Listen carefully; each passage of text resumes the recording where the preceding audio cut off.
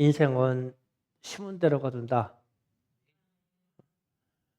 농부가 밭에 곡물을 심으면 심은 대로 거둬요. 콩을 심으면 콩을 거두고, 팥을 심으면 팥을 거두고, 논에 벼를 심으면 벼를 거둬요. 이걸 하나님이 정하신 대원칙입니다. 그런데 사람은 나의 마음에 무엇을 심느냐에 따라서 우리의 인생이 열매 맺습니다. 그래서 지금 내 모습이 10년 혹은 그 이전에 무엇을 심으는 모습이 지금 모습이라면 우리가 좀 생각해 봐야 됩니다. 지금 내 모습이 선하고 흥황하고 잘 산다면 아마 오래전에 좋은 것을 심었을 거예요. 우리 마음의 밭에. 그런데 지금 고난이고 힘들고 자녀들이 말을 안 듣고 그런다면 한참 전에 뭔가 잘못 심어놨기 때문에 그래요. 하나님이 그렇게 정해놓으셨기 때문에 엉뚱한 데서 엉뚱한 것이 나지는 않습니다. 심은 대로 거둬져요. 요즘 제가 가끔 우리 청소년들을 보면 지금부터 한 5년, 6년 전에 무엇을 이들의 마음에 심어졌기에 아이들이 이럴까라는 고민을 합니다. 그러니까 운동장에 있던 교회에 있을 때하고 지금의 모습하고 확연히 다릅니다. 그때의 은혜하고 지금의 은혜하고 달라요.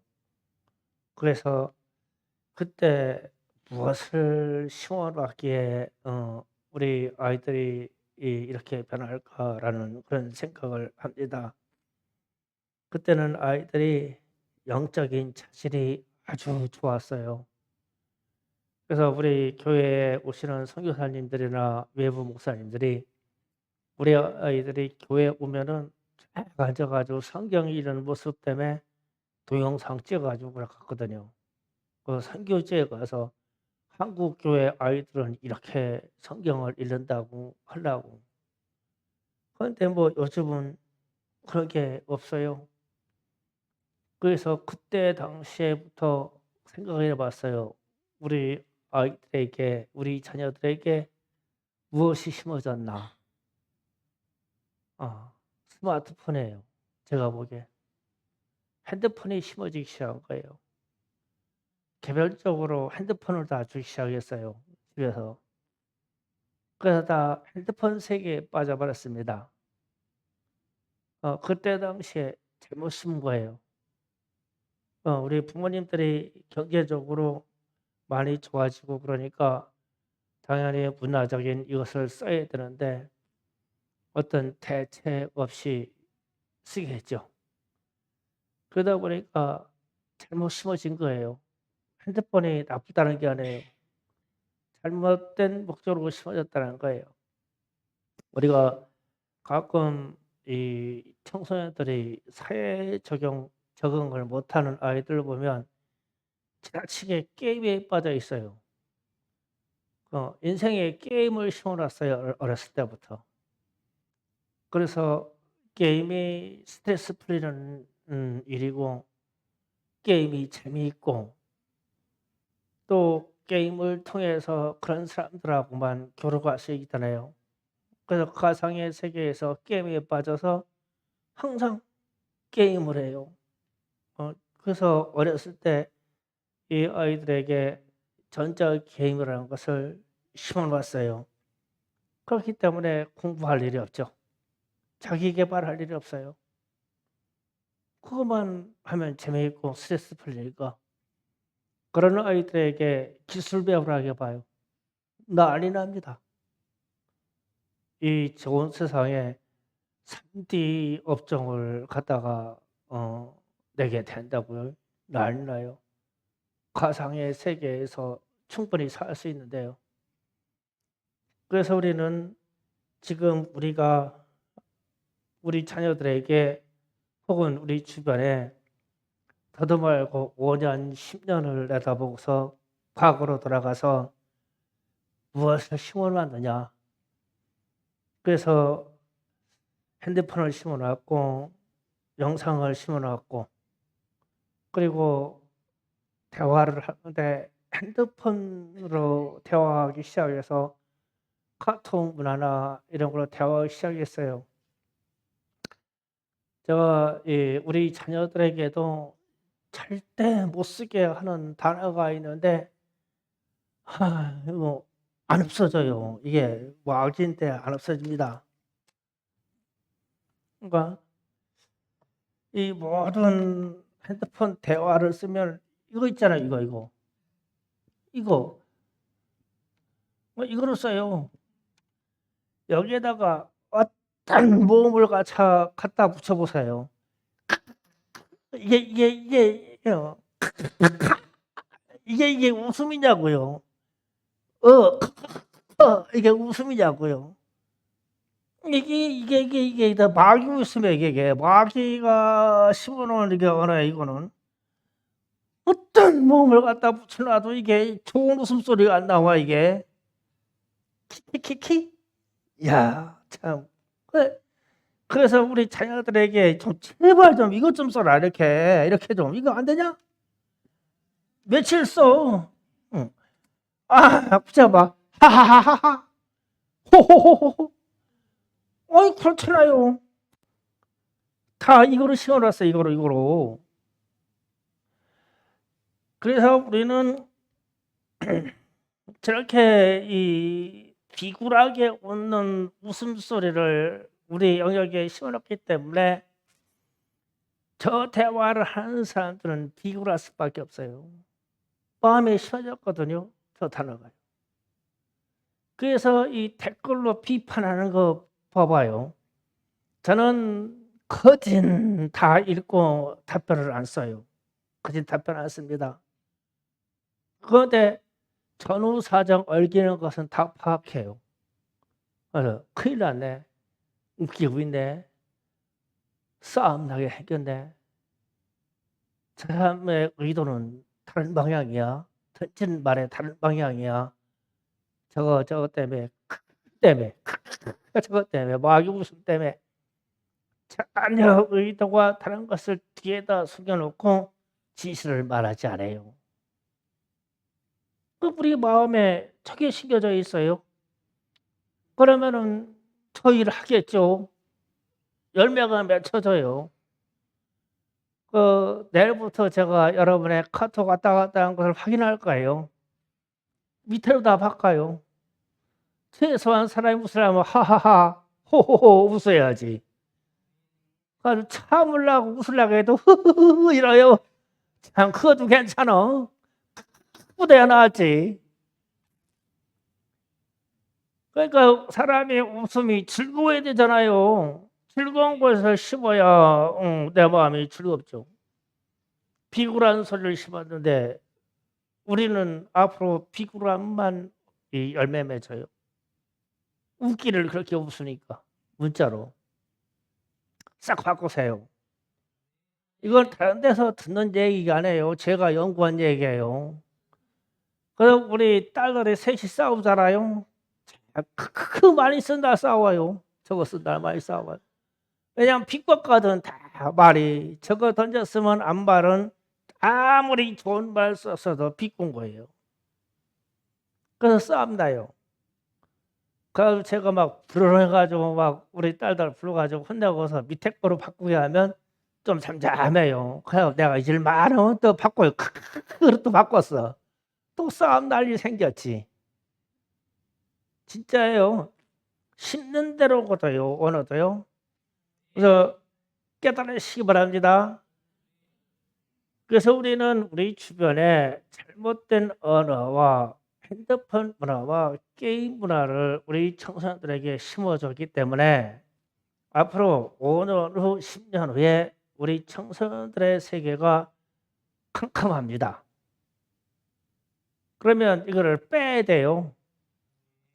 여기 부모님들은 빨리빨리 핸드폰 뺏을 준비를 해야 돼요. 빼야 됩니다. 이 자기 개발이 안 돼요. 그 시간에 저도 그 좋은 머리로 영어 단어 외워봐요. 수학 못한다고요? 거짓말이에요. 그 시간 동안에 수학 해봐요. 엄청나게 할 겁니다. 자기 개발이 안 되고 있어요. 그래서 우리는 죄를 심으면 그 죄가 반드시 자라서 죄의 씨를 거둡니다. 그냥 지나가는 법이 없어요. 왜냐하면 하나님이 오늘 말씀하셨어요. 심은 대로 거둔다고. 육체로 해서 썩을 것을 심으면 썩을 것을 거둘 것이고, 영생으로 하여 생명의 일과 성령을 심으면 영생을 거둘 것이라고 그랬어요. 심은 대로 거둡니다. 그래서 지금 내 모습이 어쩌면 나의 청년 시대, 내 유소년 시대 때에 내게 심겨진 그것 때문에 내 모습이 이런 것이라면, 여기에 있는 장년들이 되신 분들이 내 인생이 지금 내 모양이 이 모양 이 꼴이라면, 나는 분명히 10년 전 그 이후에 나를 위해서 심겨진 그게 잘못된 거예요. 그래서 이렇게 된 거예요. 그러면 잘못된 것을 빨리빨리 뽑아버려야 되겠죠. 빼버리면 돼요. 그게 회개입니다. 그래서 좋은 열매를 맺을 수 있도록 좋은 것을 심어야 되겠죠. 그러면 우리의 삶이 변화가 와요. 그냥 액면적으로 회개하라 해서 되는 게 아니에요. 지금처럼 사실적인 것을 드러내서 얘기해야 회개거리가 무엇인지를 아는 거예요. 그거 잘못 심어진 것을 찾아내라는 거예요. 여러분의 삶 속에, 우리 청소년들 삶 속에 잘못 심겨진 것을 빨리빨리 찾아내서 빼버려야 돼요. 그게 회개가 될 것입니다. 이제 지금 국정교과서에 대해서 지금 난리가 났어요. 국어, 국사, 사회 분야의 국정교과서에 종교 분야에 대해서, 이슬람에 대해서 27페이지가 있다고 그래요. 그런데 기독교에 대해서는 1페이지라고 그래요. 지금 이거 난리 났어요. 불교가 19페이지입니다. 그런데 우리나라에서는 지금 아직 이슬람이 활성화가 안 됐는데도 국정교과서에 27페이지가 들어가 있대요. 그러면은 돈으로, 정치력으로 압력을 넣어서 우리나라의 청소년들에게 그것을 심어주게 하여 교과서에 실었다는 것밖에 안 되죠. 그러면 그 거대한 힘이 우리 청소년들의 사고를 다 주장할 수 있는 교과서에다가 그것을 실었다면 그들이 무슨 목적 가지고 심었겠죠. 그러면은 한 페이지를 심은 기독교하고 27페이지를 심은 이슬람하고 10년 후에 어떻게 되겠어요? 우리는 1%밖에 못 거둬요. 그래서 이슬람은 27% 이상 거둘 것입니다. 그럼 이게 완전 역전되는 거예요. 전 세계가 역전되는 거예요. 그래서 이슬람권에서 우리나라 정치인들이나 이런 사람들에게 어마어마한 자금을 통해서 로비를 해가지고 우리하고 아무 상관없는 종교에 대해서 국정교과서에다가 27페이지를 심어버렸어요. 그러니 우리가 이런 영적인 일에 대해서 방어한다고 해도 그깟 고작 1% 가지고 방어가 되겠냐고요. 그러니까 우리가 더욱더 깨어 있어야 되겠죠. 그래서 정치인들을 우리가 선거할 때요, 인기만 보고 하면 안 돼요. 제가 어제 수원에 갔는데 현수막 붙은 거를 보면은 기가 차요. 그러니까 윤석열 대통령하고 정부는 안보가 튼튼한 후에 민생 경제다라고 현수막이 붙어 있어요. 민주당에서는 뭐라고 하냐면은 민생이 파탄인데 안보를 거론하냐 이래요. 뒤집어서 말해요. 그래서 그러면은 지나가는 행인이 국민이 두 가지 말이 뒤집혔거든요. 안보가 먼저냐 경제가 먼저냐 뒤집힌 거예요. 그런데요 아무리 잘 먹고 잘 살려고 하더라도요 전쟁이 일어나면 잘 먹고 잘 살 수가 없어요. 절대 안 됩니다. 안보가 먼저예요. 그 안보가 먼저인 이후에 그 바탕에서 국민들이 자생적으로 경제 활동을 해서 스스로 사는 거예요. 국가가 해주는 건 아닙니다. 국가는 전쟁을 방어하고 대적으로부터 국민을 지키는 일을 하면 돼요. 그게 국가가 하는 게 다예요. 먹고 사는 일은 어렵지만 우리가 하는 거예요. 세금 내면서. 그런데 어떤 정부든지 어떤 정치든지 잘 살게 해준다는 건 다 거짓말이에요. 김일성이가 그랬잖아요.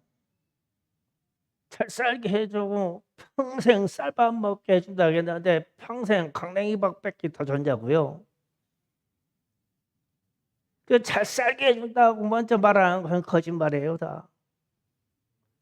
나라를 튼튼히 지킵시다 하고서 시작을 하는 게 진실이에요. 그래서 어떤 정부에서든지 간에 잘 살다고 얘기를 한다면 찔릴 거 없어요. 나는 민주당을 비판하려고 얘기를 하는 게 아니에요. 북한을 봐도 그래요. 북한도 얼마나 잘 살았다고 평생 고깃국에다가 소고깃국에다가 쌀밥 준다 있잖아요. 그런데 언제 소국에다가 쌀밥 줬어요? 못 줘요. 그런데 안보가 튼튼한 나라들 보세요. 미국이나 호주나 이런 데 가보세요. 일본 같은 데 가보세요. 그냥 나부러진 게 쌀밥이고 그냥 날부러진 게 소고기예요. 미국 같은 데 호주 같은 저기 소고기 스테이크 하나 먹어보려고 해봐요. 우리는 아주 얇게 쓰는데 거기가 막 2cm, 3cm 썰어주잖아요. 막 스테이크가.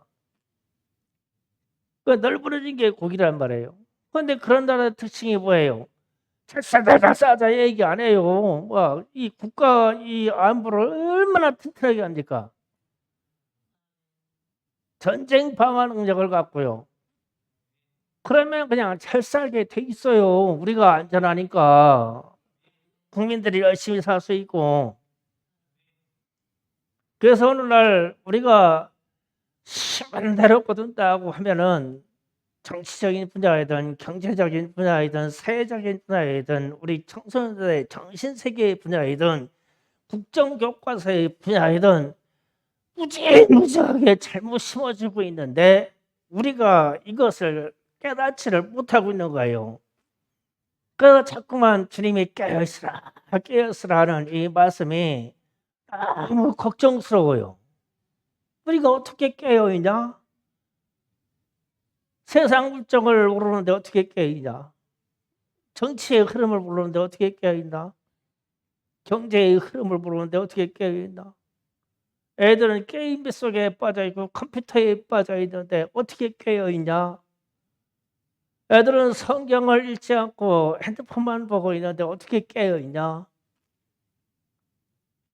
카톡으로 왔다가 대화할 때 했었고 대화할 시간이 있는데 기도할 시간이 없는데 어떻게 깨어있냐?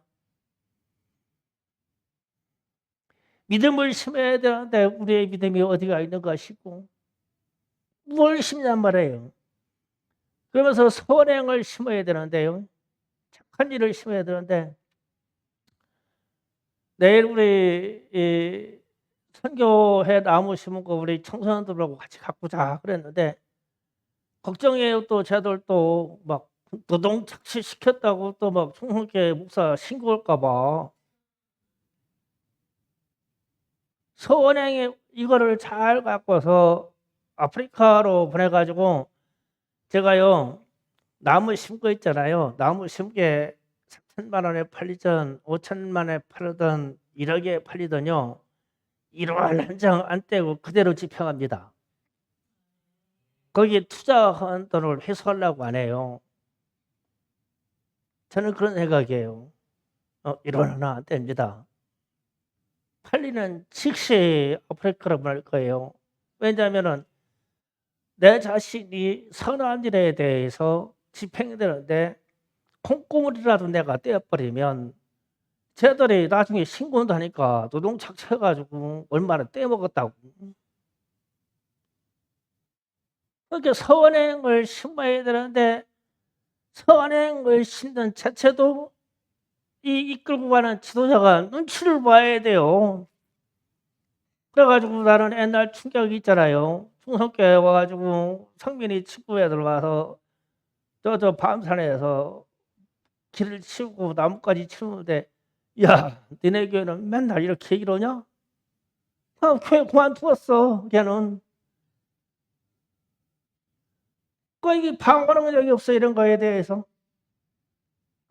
지지난주에는 토요학교 우리 어떤 아파트에 들어가가지고 교회가 왜 이렇게 더러우냐고. 충성교회는 사방 흙이고 막 먼지고 송악가루 나고 더럽다고. 요즘 애들은 이런 걸 우리 세대는 이 자연환경 얼마나 좋으냐. 우리들만의 얘기요. 애들은 더럽대야 막 벌레 기어다니지 뭐하지 뭐. 그러니 이런 사고에 있는 데에다가 어떠한 정상적인 것을 심냐는가요? 어떤 정상적인 것을 심냐?